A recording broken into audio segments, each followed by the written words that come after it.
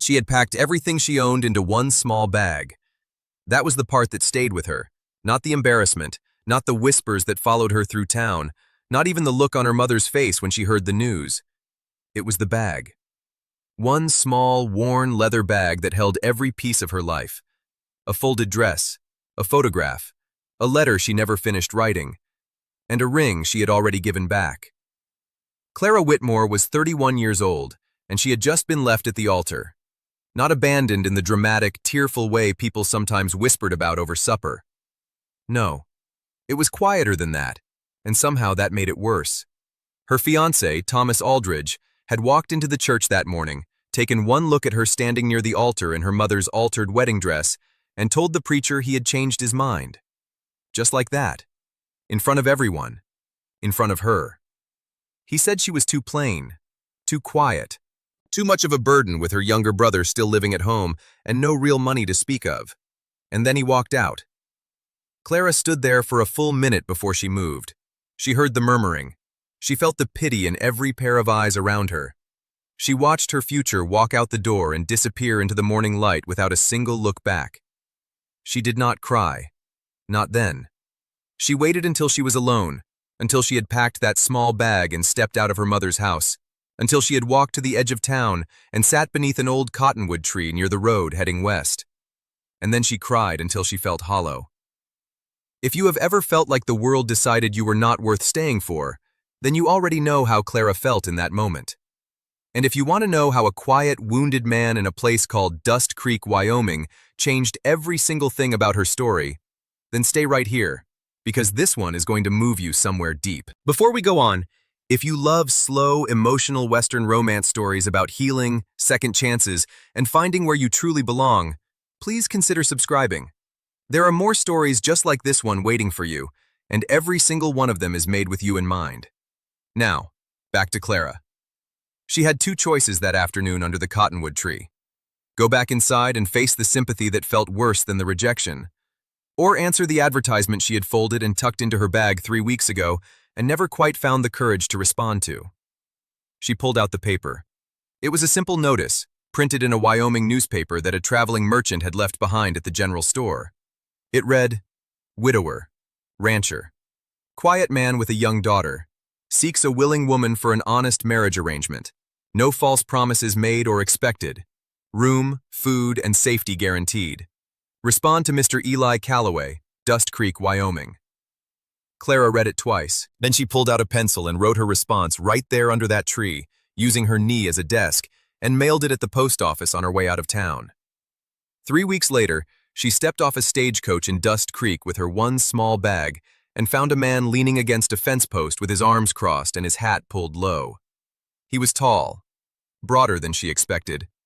He had dark hair going gray at the temples and a jaw that looked like it had been carved from something hard and old. His coat was clean but worn. His boots were muddy. And his eyes, when he finally looked up at her, were the color of a winter sky before a storm. Gray. Still. Unreadable. He looked at her for a moment without speaking. She looked back at him the same way. "Miss Whitmore," he said. It was not a question. "Mr. Calloway," she replied. He picked up her bag before she could reach for it and walked toward the wagon without another word. She followed him, mostly because she had nowhere else to go. The ride to the ranch was long and quiet. Clara watched the open land spread out around her like a painting she had never seen before. Rolling hills with dry, golden grass, a sky so wide it made her chest ache. The wind moved through everything slowly and steadily like it had all the time in the world. Eli Calloway did not make conversation. He kept his eyes on the road and his hands steady on the reins. Once, a hawk crossed the path above them, and she noticed his eyes follow it for just a moment before returning forward. She thought about asking him something, anything, but the silence did not feel unfriendly. It felt like something else, something she did not have a word for yet. When they reached the ranch, the first thing she saw was the child, A little girl, maybe 5 or 6 years old, standing on the porch with both hands gripping the railing and her chin lifted like she was bracing for something she was not sure she wanted. She had her father's dark hair and her own fierce brown eyes, and she stared at Clara with the kind of open, honest suspicion only children are brave enough to show. "That's May," Eli said, climbing down from the wagon. "She doesn't warm up easy." Clara stepped down and looked at the little girl. May stared back without blinking. "That's all right," Clara said, mostly to herself. "Neither do I." Something shifted almost imperceptibly in the child's expression. Not a smile, not quite, but something loosened around her eyes. The arrangement was explained plainly that evening over a simple supper of beans, bread, and salted meat. Eli spoke in short, careful sentences the way a man does when he has learned to measure his words like flour. He needed someone to help run the house and care for May while he managed the ranch. He was not looking for anything beyond that. The marriage would be legal and respectful, but it would be a working arrangement between two people who understood the practical nature of life. She would have her own room. She would have say in the household.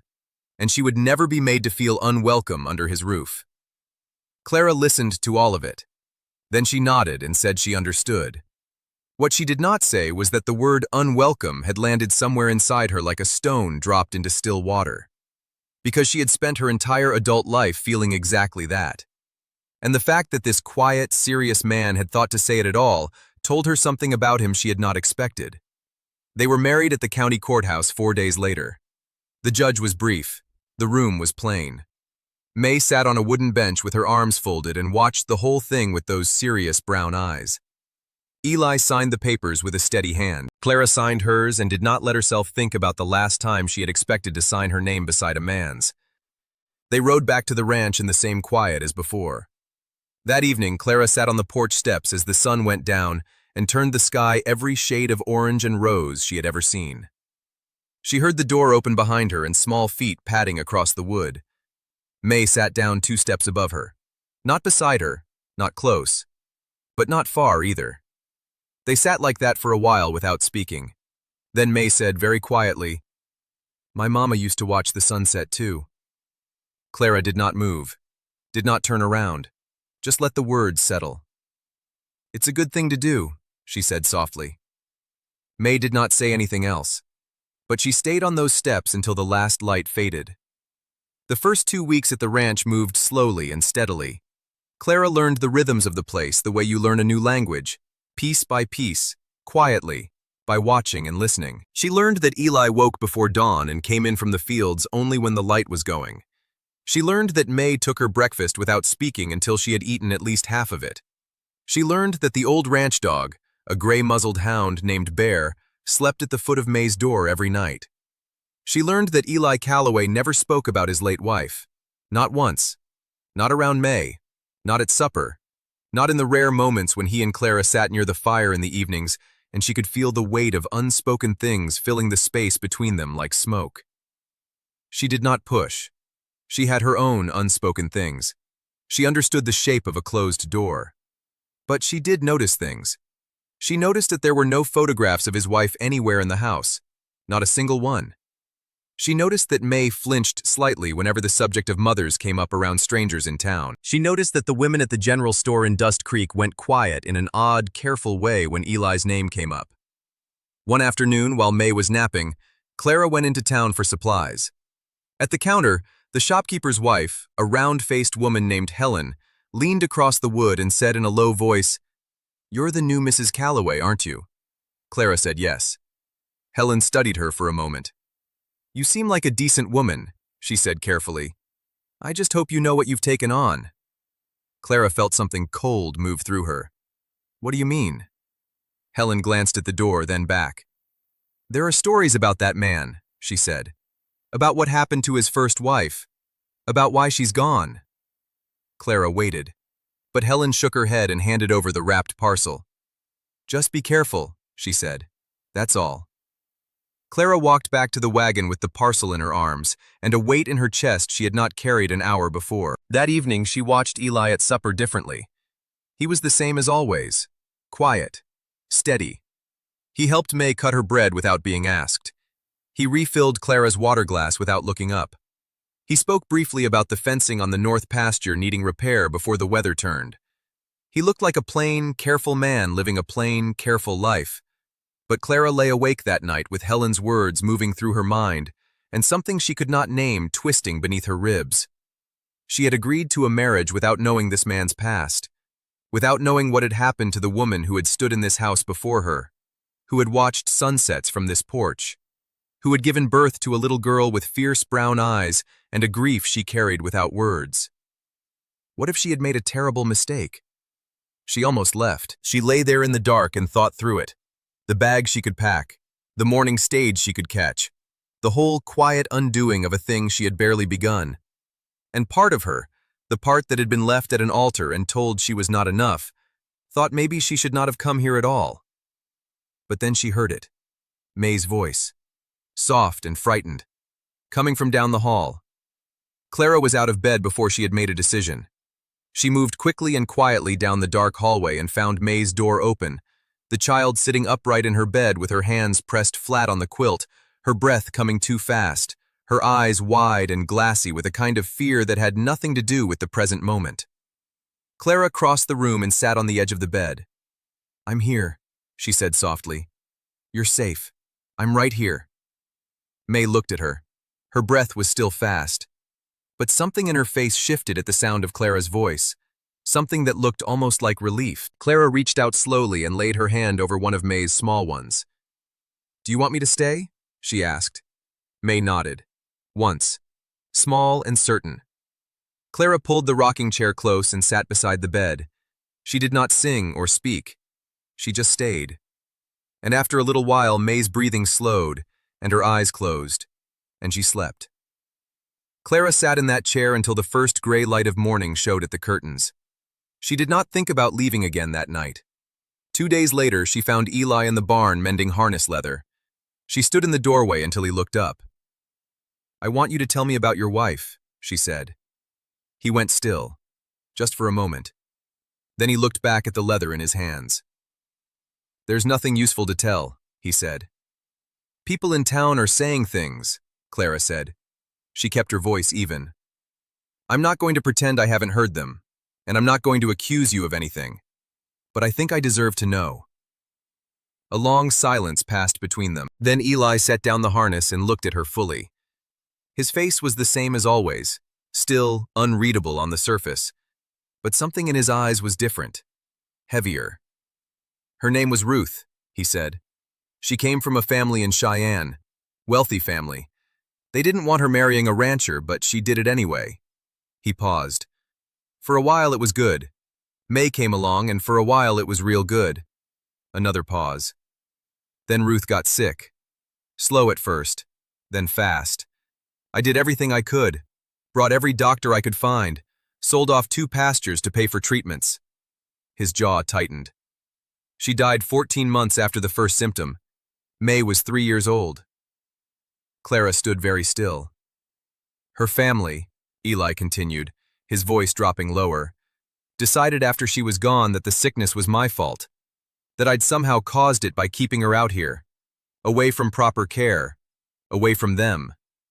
He looked out the barn window at the flat open land. "They told people, told anyone who would listen, that I was a cruel man, that I'd let her die." He was quiet for a moment. "There was never a moment I let her do anything but be loved and cared for. But you can't fight a story once it's moving." Clara let the silence sit for a moment before she spoke. "I believe you," she said. He looked at her sharply, like he was checking whether she meant it. She met his gaze and held it. Something moved across his face then. Something slow and careful, like a door opening just a crack in a wall that had been sealed for a very long time. "You don't know me well enough to believe anything," he said quietly. "No," she agreed. "But I know what a lie looks like on a man's face. And I know what grief looks like. And what I'm seeing on yours is both of those things, and neither of them is guilt." He did not respond to that, but he did not look away either. The season changed. The air turned cold and the first snow dusted the high ridges to the west. May began walking a little closer to Clara in the mornings. Not touching. Not yet.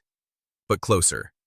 and she had started answering questions with full sentences instead of single words, which Clara privately considered a remarkable development. One evening, Clara was teaching May to braid while Eli sat near the fire working through a ledger. The lesson was not going well. May's small fingers kept losing the strand, and she was getting frustrated in the way children do, where the frustration is really about more than the task at hand. "I can't do it," May said, pulling her hands away. "You can," Clara said simply. "You just haven't done it enough times yet." "Mama couldn't do it either," May said. And then her face changed, like she had said something she had not meant to say. The room went very quiet. Clara continued holding the braid gently. "Well," she said softly, "maybe it just wasn't her gift. Everyone has different gifts." May looked at her carefully. "What's my gift?" "I don't know yet," Clara said, "but I've seen how you talk to Bear when you think no one's listening, and I think maybe it might be that you understand things that don't have words." May considered that very seriously. Then she picked up the braid again. From the corner of her eye, Clara noticed that Eli had gone still over his ledger. He did not speak. But that night, for the first time since she had arrived at the ranch, he said goodnight to her by name when she passed the doorway of his study on the way to bed. "Good night, Clara." Just those two words, in that low, careful voice of his. She felt them settle somewhere in her chest like something warm and unexpected. The trouble came in late November. It came in the form of two men on horseback who appeared at the ranch gate one cold morning while Eli was out checking the cattle. Clara saw them from the kitchen window, and something about the way they sat their horses, straight and deliberate and too still, made the skin on her arms go tight. She stepped out onto the porch. The older of the two men was well dressed in the way that speaks of old money and long grudges. He had gray at his temples and cold eyes and a mouth that held its shape like it had never once moved into a smile. "Mrs. Calloway," he said, "I'm Gerald Harmon, Ruth's father." Clara stood straight and kept her face still. "Mr. Harmon?" "I've come to discuss my granddaughter," he said. "It's come to my attention that Eli has taken in a stranger woman and placed my granddaughter in her care. I find that troubling." "May is well cared for," Clara said. "That," he said, "is a matter of some debate. I have lawyers, Mrs. Calloway, and I have a great deal of persuasion available to me in this county. I intend to pursue custody of May, and I suggest you encourage your husband to cooperate." He looked at her with the particular coldness of a man who has never once been refused anything. "Unless you'd like this to become very difficult for everyone." He turned his horse and rode away. Clara stood on the porch until they were out of sight. Then she went inside, sat down at the kitchen table, and breathed slowly and carefully until the shaking in her hands stopped. When Eli came in that afternoon and she told him what had happened, she watched something pass through him that was harder than anything she had seen on him before. Not anger, though there was anger beneath it. Something older. Something that looked like a man bracing for a blow he had been waiting for a long time. "He's been waiting for an opening," Eli said. He stood very still at the window. "He never forgave me for Ruth."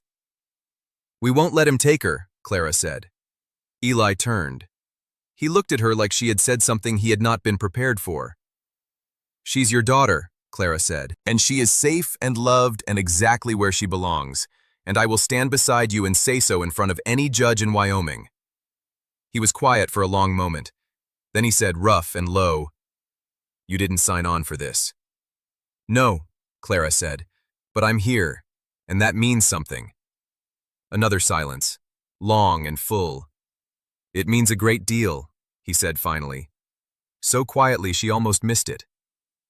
The legal proceedings that followed were hard weeks. There were meetings with a lawyer in town, and documents, and the cold stress of waiting. Gerald Harmon was a man of resources and the kind of confidence that comes from rarely being challenged.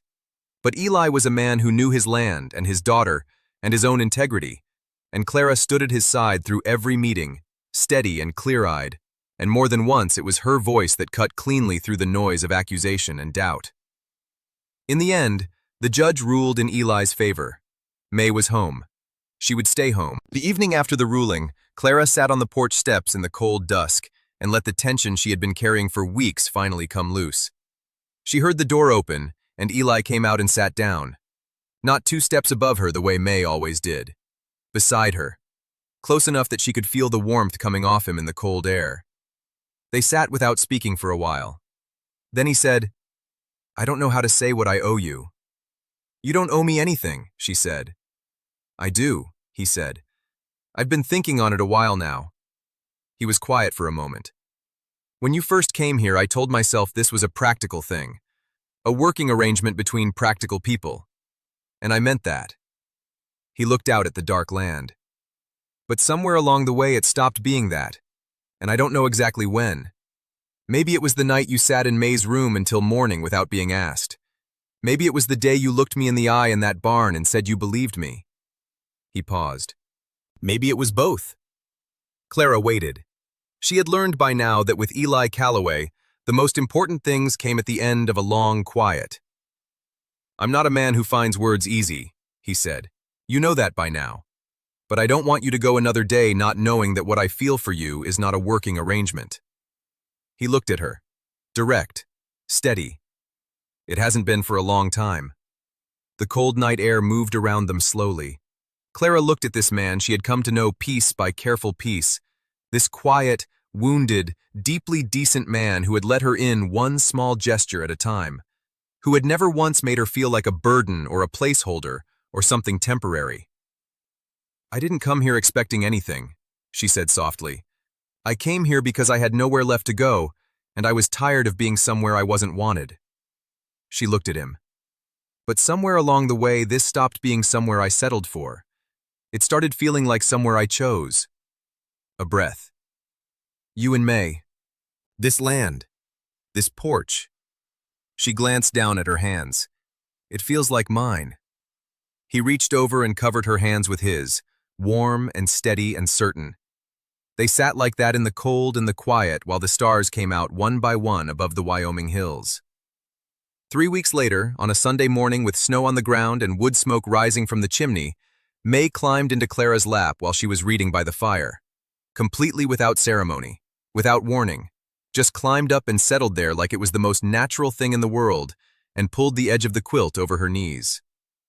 Clara held very still for a moment. Then she put her arm around the small, warm weight of her and kept reading. After a while, May looked up. "Clara," she said. "Yes?" May considered something. Then, in the plain, honest way of children who have decided to trust you completely, "Can I call you Mama?"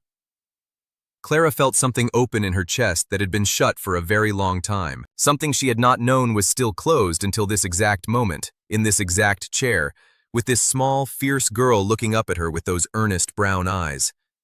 She tightened her arm around her. "Yes," she said softly. "You can." May nodded once, as if that settled a matter she had been thinking over for some time.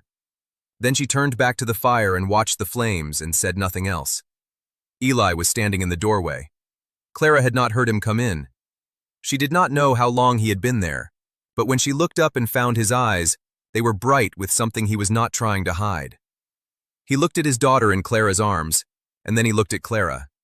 And all the quiet and the steadiness and the warmth of the man who had never once made her feel unwelcome was right there in his face, plain as daylight.